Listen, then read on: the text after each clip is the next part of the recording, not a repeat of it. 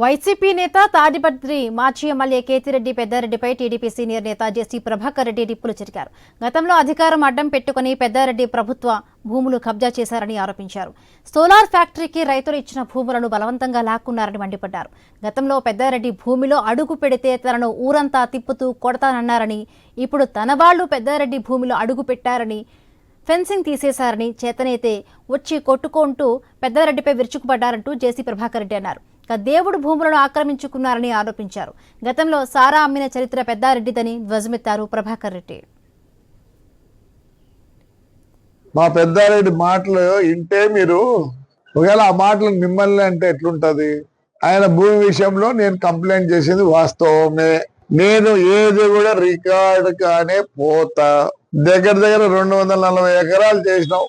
అక్కడ సోలార్ కి ఇచ్చింటే ఏదో ఉద్యోగాలు వస్తాయని చెప్పి పాపం రైతులు ఇచ్చారు, నువ్వు తీసుకున్నావు.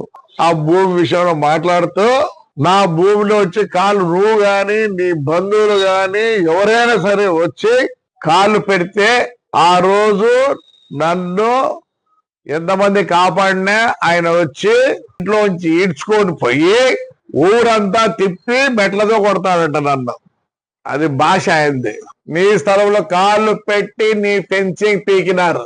మా దగ్గర హైకోర్టు ఆర్డర్లు అవన్నీ చదువులే సందేలే తగ్గించుకో ఈ ప్రగల్భాలు.